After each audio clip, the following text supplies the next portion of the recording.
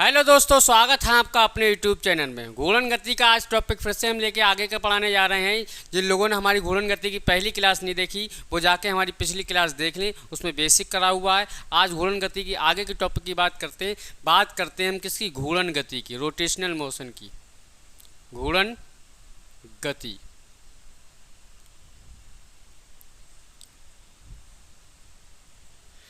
इससे पहले मैंने आपको द्रव्यमान केंद्र के बारे में बताया था और बल आघूर्ण के बारे में बताया था। ठीक, आज बात करते हैं घूर्णन गति की। तो घूर्णन गति के बारे में बात करने से पहले मैं आपको समझा देता हूं, क्यों आप जानते ही हैं, ये पहले ही मैं क्लास में बता चुका हूं कि प्रत्येक वस्तु या प्रत्येक पिंड जो होता है वो छोटे छोटे कणों से मिलकर बनता है, और जो ठोस पदार्थ होते हैं जिसे दृढ़ पिंड कहते हैं, उसमें जो होता है फोर्स लगाने पर हमारे कणों में विस्थापन नहीं होता है। तो अगर सपोज दैट ये मार्कर, जाहिर सी बात है मार्कर छोटे छोटे कणों से मिलकर बना है, इस मार्कर को मैं यहाँ पर एक क्या ले रहा हूँ, एक पॉइंट ले रहा हूँ, जिसके अलोंग इस मार्कर को मैं क्या कराऊंगा? रोटेशन मोशन कराऊंगा। क्या कराऊंगा? रोटेशन। देखो ये मार्कर हमारा, मैं इस तरीके से बना दे रही हूँ इसको मार्कर। ये मार्कर जाहिर सी बात है बहुत सारे छोटे छोटे कणों से मिलकर बना है। तो मैं क्या करता हूँ, इसमें 2 कण या 3 कण ले लेता हूँ। एक कण ये ले लेता हूँ, एक कण ये ले लेता हूँ, एक कण ये ले लेता हूँ। ठीक है, अब इस मार्कर को मैं इस तरीके से रोटेट कराऊंगा। तो जब रोटेट कराऊंगा तो इसी तरीके इस एक्सिस को मैंने क्या रोटेशन एक्सिस मान लिया, यहाँ पे इस पॉइंट को इस तरीके से जब रोटेट कराऊंगा तो ये मार्कर पूरा चक्कर जब लगाएगा, ठीक, तो जाहिर सी बात है ये कण भी क्या होंगे? पूरा चक्कर लगाएंगे इस तरीके से। ये कण भी क्या होगा? पूरा चक्कर लगाएगा एक साथ। ये वाला पार्टिकल भी क्या होगा? पूरा चक्कर लगाएगा। ठीक, इससे पहले अगर वृत्तीय गति बात करें तो वृत्तीय गति में क्या होता है कि कोई एक पार्टिकल, ठीक, कोई एक कण वृत्त के पथ पर जब गति करता है तो गति हमारी कहलाती है वृत्तीय गति। क्या कहलाती है? वृत्तीय गति। यहाँ पर कोई एक कण करता है, लेकिन यहाँ पर जो हमारे पास रोटेशन हो रहा है वो पूरी बॉडी का हो रहा है। तो जाहिर सी बात है कि देखो ये कण भी, ये वाला कण अगर एक चक्कर हमारा लगा रहा है t सेकंड में, कितने सेकंड में? t सेकंड में। ठीक, तो ये वाला कण भी कितने सेकंड में लगाएगा? ये वाला कण भी जो है ये एक चक्कर कितने सेकंड में लगाएगा? t सेकंड में लगाएगा। कितने सेकंड में? t, क्योंकि भाई मार्कर के अंदर ये पॉइंट क्या है? फिक्स है। ये नहीं कि ये वाला मतलब पहले तेज चल रहा है ये बाद में। ये मार्कर पूरा एक साथ जब घूम रहा है, रोटेट हो रहा है, तो जितने समय में ये छोटा वाला, ये पास वाला कण एक चक्कर लगाएगा, उतने ही समय में क्या होगा? ये दूर वाला कण भी क्या होगा? उतने ही समय में चक्कर लगाएगा। इससे आगे जो कण होगा वो भी क्या होगा? t सेकंड में ही एक चक्कर पूरा करेगा, जिस कारण इनका कोणीय वेग यानी 2 pi t is equal to 2 pi upon में omega is equal to 2 pi upon में t, या फिर omega is equal to 2 pi upon में t, omega is equal to 2 pi upon में t। यानी पहले पास वाले कण का भी कोणीय वेग कितना रहा? 2 पाई अपॉन टी। उससे आगे जो कण है उसका भी हमारे पास कोणीय वेग कितना रहा? 2 पाई अपॉन टी। उसके आगे जो कण है उसका भी कोणीय वेग कितना रहा? 2 पाई अपॉन टी। क्यों? क्योंकि एक चक्कर लगाने में जो एंगल हम कवर करते हैं वो कितना करते हैं? 2 पाई यानी 180। एक चक्कर लगाने में जो समय लगा वो कितना हो गया? टी। ये आ गया हमारा कोणीय वेग। क्या आ गया? कोणीय वेग। तो अगर कोणीय वेग, उसके बाद अगर इसकी रेखीय गति की, रेखीय वेग की बात करें, किसकी बात करें? रेखीय वेग की। रेखीय वेग तो b बराबर क्या होता है? r omega. ये रेखीय वेग और कोणीय वेग में संबंध है। लेकिन b की बात करें तो b का देखो बेटा, अगर b निकालना है तो ये दूरी, फिर ये दूरी और ये दूरी, तीनों दूरियां अलग अलग हैं। तो b जो डिपेंड करती है वो रेडियस पर। जिसका रेडियस कम होगा उसका क्या रेखीय वेग क्या होगा? उतना ही कम होगा। अगर b का मान ज़्यादा होगा यानी रेडियस ज़्यादा होगा तो b का मान क्या होगा? बढ़ जाएगा। तो इन सभी कणों का रेखीय वेग, इसका b1 हो गया, इसका b2 हो गया, इसका क्या हो गया? b3 हो गया। तो हम कह सकते हैं जब कोई पिंड किसी अक्ष के अलोंग घूर्णन गति करता है तब उसका कोणीय वेग तो समान रहता है, लेकिन त्रिज्या बदलने के कारण उसका रेखीय वेग क्या होता है? बदलता रहता है, यानी बदल जाएगा, यानी इसका v1, इसका v2, इसका v3। लेकिन इन सब का कोणीय वेग क्या रहा? 2π/t। पास वाले कण का भी 2π/t, दूर वाले कण का भी 2π/t, और उससे आगे जो कण है उसका भी क्या 2π/t। लेकिन जैसे जैसे सेंटर से कण की दूरी बढ़ती चली गई, उसका रेखीय वेग भी बदलता चला गया। पास वाले कण का रेखीय वेग v1, दूर से दूर जो v2, उससे दूर उससे v3, आगे जो होगा उसका क्या v3। क्यों? क्योंकि इनकी रेडियस भी क्या हो रही है? परिवर्तित हो रही है। इनकी रेडियस भी क्या हो रही है? परिवर्तित हो रही है, जिसके कारण जब रेडियस परिवर्तित हो जाएगी तो आपने परिधि सरकमफ्रेंस पढ़ा होगा। परिधि इक्वल टू क्या होता है? 2πr। इसमें ये फैक्टर तो हमारा नियत रहता है, कांस्टेंट रहता है, लेकिन जैसे जैसे त्रिज्या बढ़ती चली जाती है, मान लो त्रिज्या 2 सेंटीमीटर है तो ये गोला इतना बड़ा होगा सर्कल। अगर त्रिज्या 3 हो गई तो क्या होगा? सर्कल और बड़ा। 4 हो गई तो सर्कल और बड़ा हो जाएगा। जैसे जैसे रेडियस बढ़ती चली जाती है वैसे वैसे हमारे क्या होता है? सरकमफ्रेंस यानी उसकी परिधि बढ़ती चली जाती है, जिसके कारण हमारा रेखीय वेग भी लगातार बढ़ता रहता है, लेकिन हमारा कोणीय वेग नहीं बदलता है। क्यों? क्योंकि मैंने अभी आपको बताया था, क्योंकि ये जो होते हैं ठोस में, ये कण जो होते हैं फिक्स होते हैं यानी स्थिर होते हैं, जिसके कारण पूरे ठोस के कारण जब घूमता है तो सभी कण एक समान रूप से आगे बढ़ते हैं। जितनी देर में पास वाला कण एक चक्कर लगाएगा, उतनी देर में आगे वाला चक्कर लगाएगा, उतनी ही देर में आगे उससे आगे वाला चक्कर लगाएगा, जिसके कारण कोई भी अगर ठोस दृढ़ पिंड घूर्णन गति करता है तो उनका कोणीय संवेग क्या होता है? समान रहता है, लेकिन रेखीय वेग क्या होता है? अलग अलग होता है। ये पॉइंट याद रखना आपको। कोणीय वेग समान होगा, रेखीय वेग अलग अलग होगा। अगर बात करें घूर्णन गति की डेफिनेशन की, तो डेफिनेशन अगर हम देना चाहें तो ये दे सकते हैं, यदि कोई पिंड स्थिर अक्ष के परिता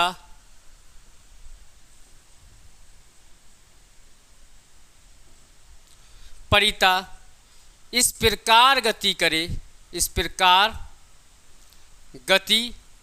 करे कि पिंड का प्रत्येक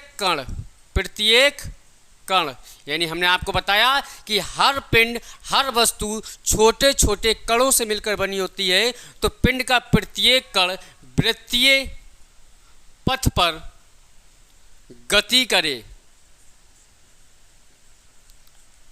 और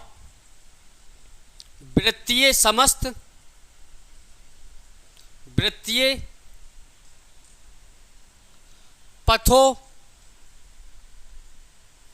का केंद्र जो हो वो कहाँ पर हो?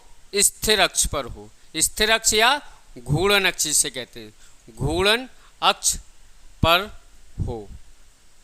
तो इस प्रकार की जो गति कहलाती है वो हमारी क्या कहलाती है? घूर्णन गति कहलाती है। तो इस प्रकार की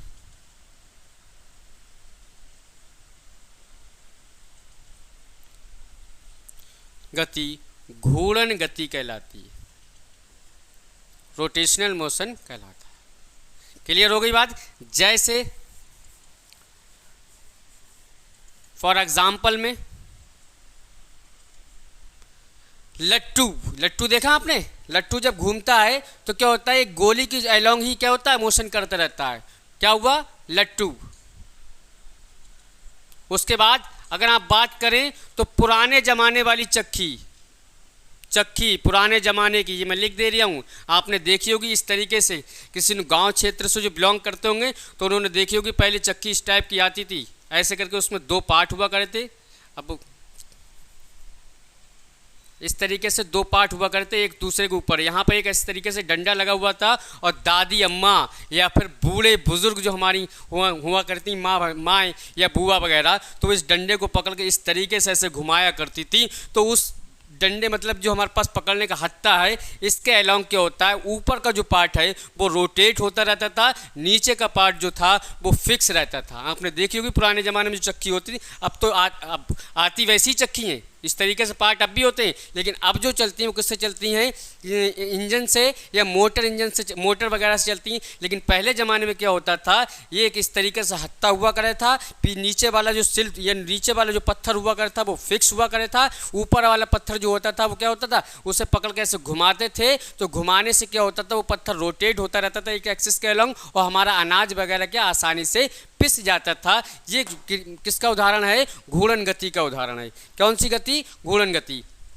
ठीक, तो ये घूर्णन गति हो गई। आपको डेफिनेशन मैंने बता दी, यदि कोई पिंड स्थिर अक्ष के परितः इस प्रकार गति करे कि पिंड का प्रत्येक कण वृत्तीय पथ पर गति करे, और उन वृत्तीय पथों का जो केंद्र है वो कहाँ पर होना चाहिए, घूर्णन अक्ष पर, जैसे कि ये। ठीक, इन सब का जो मान लो ये क्या होगा, ये हमारे पास एक पिंड ये है, तो ये घूमेगा तो इस तरीके से तो वो बनाएंगे सर्किल। इनका जो केंद्र होना चाहिए वो कहाँ पर होना चाहिए, घूर्णन अक्ष पर होना चाहिए। यही हमारी क्या कहलाती है, घूर्णन गति कहलाती है। आपको समझ में आ गई होगी। अच्छा, बात करते हैं घूर्णन गति करते हुए पिंड की गतिज ऊर्जा। घूर्णन गति करते हुए पिंड की गतिज ऊर्जा का व्यंजक। घूर्णन गति करते हुए किसी पिंड की गतिज ऊर्जा का व्यंजक। पुलिस कांस्टेबल की तो आप तैयारी कर ही रहे हैं, तो यूपी पुलिस कांस्टेबल की तैयारी को और बेहतर आप कैसे कर सकते हैं, तो आपके पास ये बुक आती है एक चक्षु पब्लिकेशन प्रकाशन की, जो आपकी एकदम यूपी पुलिस कांस्टेबल के सिलेबस पर ही आधारित है। तो इस बुक को मैं आपको दिखाता हूं, देख लीजिए। ये आपकी क्या है, एक स्टडी गाइड है। ठीक है, ये आपकी क्या है, स्टडी गाइड है। कहने का मतलब है आपको इसमें हर एक सब्जेक्ट जो भी आपका यूपी पुलिस कांस्टेबल में पूछा जाएगा, जैसे सामान्य ज्ञान, सामान्य हिंदी, और आपकी रीजनिंग है, आपकी मैथमेटिक्स है, करंट अफेयर है, और उत्तर प्रदेश पुलिस विभाग की सामान्य जानकारी, जो कि बहुत इंपॉर्टेंट आपकी हो जाती है इस एग्ज़ाम के लिए। वो सभी कुछ आपको इस स्टडी गाइड में देखने को मिलेगा। और दोस्तों, इसमें आपको 5 सॉल्व पेपर भी मिलेंगे और 3000 प्लस आपको बहुविकल्पीय प्रश्न मिलेंगे, जो बहुत ही तैयारी आपकी जो है एक तैयारी में इम्प्रूवमेंट लेकर आएगी। तो कुछ मैं आपको दिखा देना चाहता हूँ। सबसे पहले आपको इसमें दिखेगा विषय सूची या फिर सिलेबस दिखेगा, सामान्य हिंदी आपको दिखेगी, आपको जो है रीजनिंग दिखेगी। ठीक है, इस प्रकार से ये बुक आपको देखने को मिलेगी, जो कि आपकी क्या है, एक स्टडी गाइड है। ठीक है, तो आप इस बुक को जो है परचेस कर सकते हैं। अच्छा, इस बुक से आपने मान लीजिए कोई टॉपिक किया, कोई चैप्टर आपने इस बुक से कंप्लीट किया, उसके बाद में हमें क्या करना है, उसके बाद में हमें करना है प्रैक्टिस सेट। तो प्रैक्टिस सेट कहाँ से करें, चलिए दिखाता हूँ। तो यही चक्षु पब्लिकेशन की आपकी प्रैक्टिस सेट भी आपको देखने को मिलेंगे कांस्टेबल के। ठीक है, इसमें 8 जो है सॉल्व पेपर मिलेंगे और आपको 10 प्रैक्टिस सेट मिलेंगे। इसका भी लिंक दोस्तों हमने डिस्क्रिप्शन में दिया है, तो आप इन दोनों बुक को जो है परचेस कर सकते हैं। और भी बेहतर तैयारी के लिए चक्षु पब्लिकेशन बहुत ही अच्छा जो है आपका पब्लिकेशन है, और बहुत अच्छा दोस्तों इन्होंने नाम कर लिया है कुछ ही टाइम में। तो आप इस बुक को परचेस कर सकते हैं। नीचे डिस्क्रिप्शन में मैंने दोनों बुक्स के लिंक दे रखे हैं।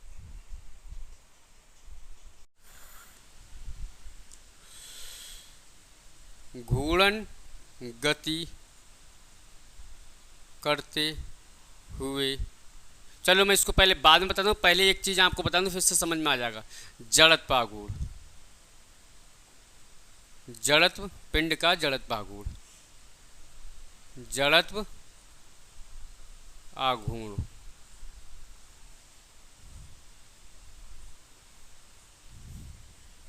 Moment of inertia. ठीक, जड़त्व आघूर्ण की बात करते हैं तो जड़त्व की डेफिनेशन में आज से पिछली क्लासेस में आपको, जब मैंने आपको पढ़ाया था गति, तब मैंने जड़त्व की डेफिनेशन दी थी। मैंने बताया था प्रत्येक वस्तु द्रव्यमान के पास एक द्रव्यमान होता है। ये द्रव्यमान की एक क्वालिटी होती है, ये जिस अवस्था में होता है उसी अवस्था में रहना चाहता है। अगर हम इस पर फोर्स लगाकर इसकी अवस्था में परिवर्तन करना चाहते हैं तो ये द्रव्यमान उसका क्या करता है, विरोध करता है। विरोध करने के इसी गुण को हम क्या कहते हैं, जड़त्व कहते हैं। नहीं समझ में आई? मैंने इससे पिछली क्लास में भी आपको यही बताया था कि प्रत्येक वस्तु के पास क्या होता है, द्रव्यमान होता है। हर द्रव्यमान ये चाहता है मैं जिस पोजीशन में हूँ, जिस स्थिति में हूँ, उसी स्थिति में रहूँ। लेकिन हम क्या करते हैं, फोर्स लगाकर उसकी अवस्था में परिवर्तन करना चाहते हैं। जैसे मान लो कोई वस्तु अगर विराम अवस्था में है तो हम फोर्स लगाकर उसको किस अवस्था में लाना चाहते हैं, गति अवस्था में लाना चाहते हैं। तो वो द्रव्यमान हमारा ये चाहता है कि मैं विराम अवस्था में हूँ तो विराम अवस्था में ही बना रहूं। इसका क्या, वो गति अवस्था का क्या करता है, विरोध करता है। किसी वस्तु का वह गुण जो गति अवस्था का विरोध करे तो वो कौन सा गुण कहलाता है, विराम का जड़त्व कहलाता है। मैंने आपको डेफिनेशन बताई थी। अगर कोई वस्तु गति अवस्था में है और फोर्स लगा के हम उसको कौन सी अवस्था में लाना चाहते हैं, विराम अवस्था में लाना चाहते हैं, तो अगर वो विराम अवस्था का विरोध करे वो वस्तु, तो वो कहलाता है हमारे पास विराम अवस्था का जड़त्व कहलाता है, वो गति अवस्था का जड़त्व कहलाता है। अगर कोई वस्तु किसी डायरेक्शन में जा रही, फोर्स लगाकर हम उसको मोड़ना चाहते हैं तो वो दिशा का जड़त्व कहलाता है। तो मैं जड़त्व की डेफिनेशन आप यही दे सकते हैं कि यदि कोई अवस्था परिवर्तन का विरोध करने की प्रवृत्ति को ही हम क्या कहते हैं, जड़त्व आघूर्ण कहते हैं। नहीं समझ में आई? इधर देखें बेटा, ये हमारी घूर्णन अक्ष है, ये हमारा कोई एक पिंड है। क्या है, पिंड। अब पिंड जो है वो बहुत सारे कणों से मिलकर बना होता है। तो एक कण हमारा ये हो गया, एक कण ये है, एक कण ये है, एक कण ये, एक कण ये, एक कण ये, एक ऐसे इसमें n कण है। ठीक, तो इसका द्रव्यमान मान लेते हैं m1, इसका द्रव्यमान m2, इसका द्रव्यमान m3, इसका द्रव्यमान m4, इसका द्रव्यमान m5 और इसका m6 और इसका m7। अच्छा, घूर्णन अक्ष से इसकी कुछ दूरी होगी, तो ये दूरी मान लेते हैं r1, ये दूरी मान लेते हैं r2, ये दूरी मान लेते हैं r3, ये दूरी मान लेते हैं r4। ठीक, बड़ा डायग्राम बना दूं, चलो दिखता ना हो क्या पता।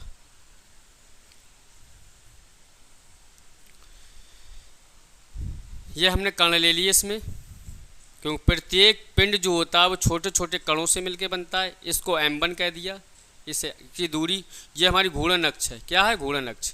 ठीक, ये हमारा m2 द्रव्य पॉइंट कण है, इसका द्रव्यमान हमने m2 मान लिया और इसकी दूरी जो घूर्णन अक्ष से मानी वो कितनी मानी, r2।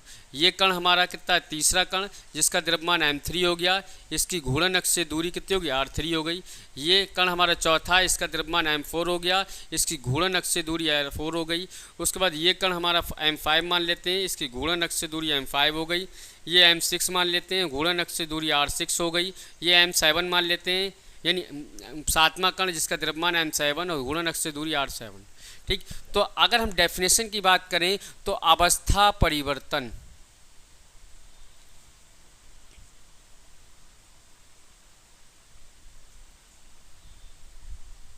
का विरोध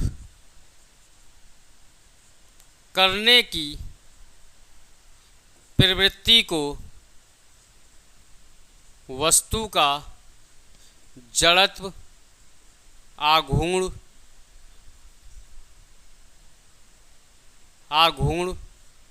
कहते हैं। इसे कैपिटल I से प्रदर्शित करते हैं।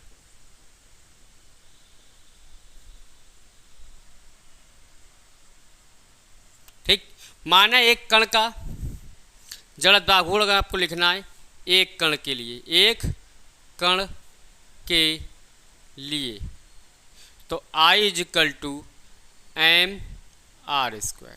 ये होता है जड़त्व आघूर्ण का परिभाषा, मतलब सूत्र।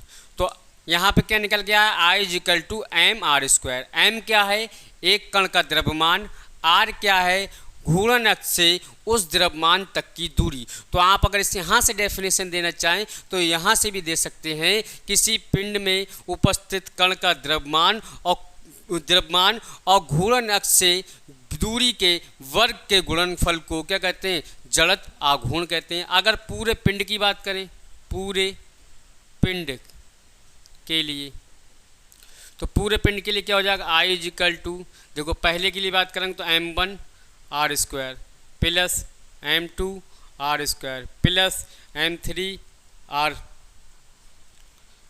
r2 R3 का स्क्वायर डैट डैट डैश ऐसे ही आगे की ओर बढ़ते चले गए। तो अगर हम इसकी डेफिनेशन की बात करें तो इसको ऐसे भी लिख सकते हैं, I is equal to summation का मतलब योग होता है, क्या होगा m, ठीक, और r का स्क्वायर।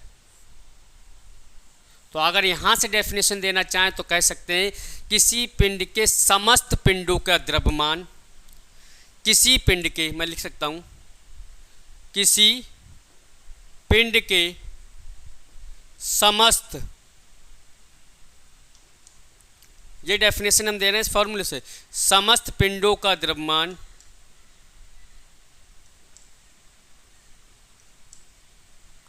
और घूर्णन अक्ष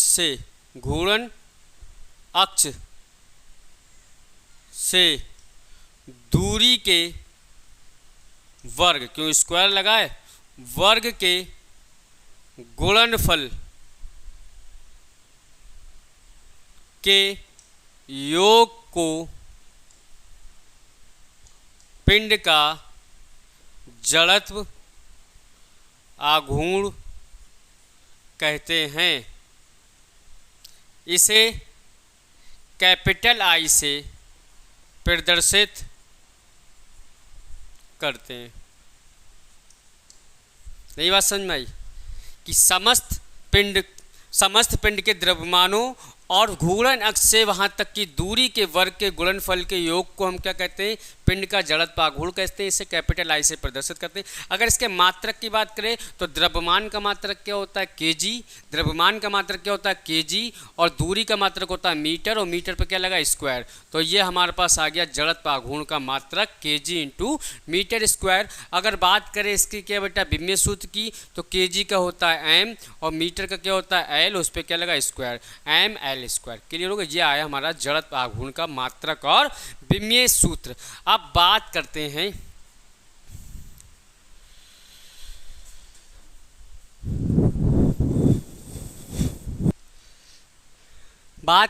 बल आघूर्ण टाउ तथा कोणीय त्वरण अल्फा में संबंध क्या होता है। मोस्ट इंपॉर्टेंट रिलेशन है बेटा जी, इसको ध्यान रखना। रिलेशन तो ये होता है कि tau is equal to I alpha, ठीक। इसको प्रूव करके मैं दिखाता हूँ, ध्यान से देखना। ये होता है बल आघूर्ण, क्या होता है, बल आघूर्ण, और कोणीय त्वरण, ये होता है कोणीय त्वरण, ठीक। इन दोनों में संबंध निकाल के दिखाता हूँ मैं। ये प्रूव करके देखना बेटा कैसे आता है, ठीक। कोणीय त्वरण इजिकल टू होता है एक कण का कोणीय त्वरण, ए इजिकल टू आर अल्फा। ये होता हमारा रेखीय त्वरण, ये होता हमारा कोणीय त्वरण, और ये होता हमारा दूरी। तो ये जो हमारे पास आया ये क्या है, कहलाता है रेखीय त्वरण और कोणीय त्वरण में संबंध। क्या कहलाता है, कोणीय त्वरण और रेखीय त्वरण में संबंध, ठीक। A is equal to r alpha, alpha होता है कोणीय त्वरण, ए क्या होता है रेखीय त्वरण। अगर हम बात करें एक कण पर बल, कण पर बल तो होता है F is equal to M A. अगर इस ए की वैल्यू मैं यहाँ लगाऊं तो ये हो जाएगा हमारे पास, एक कण की बात करें तो F1 ले लेते हैं यहाँ पर, ठीक, M1 ले लेते हैं और A1 ले लेते हैं। ये वैल्यू मैं अगर यहाँ लगाऊंगा तो ये हो जाएगा F1 इजिकल टू M1, ठीक, R1 और अल्फा, क्या हो जाएगा अल्फा, ठीक। ये निकल के आया हमारे पास क्या, एक कण पर क्या, एक कण पर बल। तो अगर हम टाउ की बात करें बल आघूर्ण की, बल आघूर्ण, तो बल आघूर्ण बराबर मैंने आपको बताया था F इजिकल टू, क्या बताया था, F इजिकल टू बताया था F1 इंटू में R1। ये मैंने कल प्रूव करके आपको दिखाया था। बल आघूर्ण जो होता है एक बल तथा घूर्णन अक्ष से क्रिया रेखा के बीच की लंबवत दूरी को ही हम क्या कहते हैं, बल आघूर्ण कहते हैं। F का मान हमारे पास है, ये F का मान यहाँ पुट कर देते हैं हम, ठीक है। तो देखो F का मान पुट करते हैं, एफ का मान अगर हम पुट करेंगे तो ये टाउ इज इक्वल टू क्या हो जाएगा, m1 r1 अल्फ़ा इंटू में r1। एफ का मान मैंने f1 का मान क्या करा, यहाँ पर पुट करा, तो f1 इजिकल टू क्या, m1 r1 अल्फ़ा, तो m1 r1 अल्फ़ा और r1। अगर इस r1 की इंटू r1 से करूँगा तो यहाँ पर टाउ 1 निकल के आएगा। क्या निकल के आएगा, टाउ 1। एक कण की बात कर रहा हूँ, एक कण की, किसकी, बलागुण कण का, ठीक। तो टाउ 1 इजिकल टू क्या निकल आएगा, m1 r1 की r1 से गुणा करेंगे तो क्या हो जाएगा, r1 का स्क्वायर अल्फ़ा। ये एक कण का निकल के आया, लेकिन हमें चाहिए किसका, पूरे पिंड का। तो पूरे पिंड के लिए बात करेंगे, या पूरे पिंड का, पिंड का या वस्तु का। तो जब पूरे पिंड की बात करेंगे तो टाउ इजिकल टू क्या हो जाएगा, tau 1 plus tau 2 plus tau 3 dot dot dot dash. Tau is equal to tau 1 का मान क्या होगा, m1 r1 square alpha, plus tau 2 का मान क्या होगा, m2 r2 का स्क्वायर अल्फ़ा, प्लस टाउ 3 का मान m3 r3 का स्क्वायर और अल्फ़ा डैट डैट डैश। तो इधर देखो बेटा, आपको कुछ कॉमन नज़र आता होगा, अल्फ़ा अल्फ़ा अल्फ़ा। तो टाउ इजिकल टू क्या हो जाएगा, m1 r1 का स्क्वायर प्लस m2 r2 का स्क्वायर प्लस m3 r3 का स्क्वायर। और हमने क्या ले लिया, अल्फ़ा को जो ले लिया वो क्या ले लिया, बाहर कॉमन। अच्छा, अभी अभी मैंने आपको जड़त्व बाघूर्ण पढ़ाया था, I is equal to summation m r का स्क्वायर। तो ये देखो बेटा, इन सबको जोड़ेंगे तो समेशन बन जाएगा, टाउ इजिकल टू क्या बन जाएगा, समेशन m r का स्क्वायर इंटू में क्या है, ये वाला अल्फ़ा। और ये जो वैल्यू होती है वो किसकी वैल्यू होती है, I की वैल्यू होती है। तो टाउ इजिकल टू क्या हो गया, I अल्फ़ा। यही हमारा क्या कहलाता है, रिलेशन कहलाता है बलाघूर्ण टाउ और कोणीय त्वरण यानी अल्फ़ा में संबंध। याद रखना, tau is equal to I alpha होता है।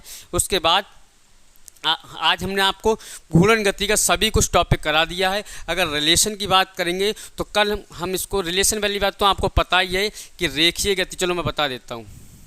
एक होता है रेखीय गति और एक कौन सी है, घूर्णन गति। घूर्णन गति, तो देखो रेखीय गति में जो हम द्रव्यमान को शो करते हैं, ठीक, वो m से करते हैं,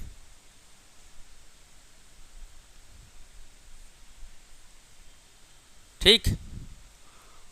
और घूर्णन गति में हम क्या करते हैं, I से शो करते हैं जड़त्व को, I से, ठीक। तो इसको मैं कल ही बता दूंगा क्योंकि आज मुझे कहीं जाना है, टाइम पूरा हो चुका है लगभग। तो आज इसको मैं 5 मिनट की क्लास बस पूरा हो गया है आपका चैप्टर में, ऐसा नहीं कुछ रह गया है, सारा कुछ हो गया है। बस क्या है, रेखीय गति और घूर्णन गति के बीच में जो फॉर्मूले हैं उनको मैं आपको मेज़र करके दिखाऊंगा कि घूर्णन रेखीय गति के फॉर्मूले क्या होते हैं और घूर्णन गति के फॉर्मूले क्या होते हैं। वो मैं एक टेबल के सहारे आपको बता दूंगा क्योंकि मुझे कहीं और क्लास लेने जाना है। इस वजह से मैं क्या करता हूँ, आज की क्लास को यहीं रोकता हूँ। बाकी बस 5 मिनट का जो रह गया, 5 मिनट भी ना लगेंगे, मुश्किल से 4 मिनट में बना के दे दूंगा, मगर समझाने में 5-6 मिनट लग जाएंगे। इसलिए मैं कहना चाह रहा हूँ रेखीय गति और घूर्णन गति के बीच का डिफरेंस मैं बताऊंगा, फॉर्मूलों का क्या होता है। बाकी आप पढ़ चुके हैं, घूर्णन गति के फॉर्मूले भी मैंने आपको सिखा दिए, रेखीय गति के फॉर्मूले भी आपको सिखा चुका हूँ। जैसे बल का फार्मूला होता है बराबर m, तो यहाँ पर हम क्या होता है, यहाँ बल होता है, यहाँ क्या होता है, बल आघूर्ण होता है। तो इसमें डिफरेंस बताऊँगा। जिन लोगों को हमारी क्लास अच्छी लगी हो वो लाइक एंड सब्सक्राइब जरूर करें। और बाकी आपका हेड ऑपरेटर का जो सिलेबस है वो यहाँ पर पूरा की पूरा कंप्लीट होता है। अब मैं इसकी क्या करूँगा, MCQs की क्लास लेके आना शुरू कर दूँगा। आज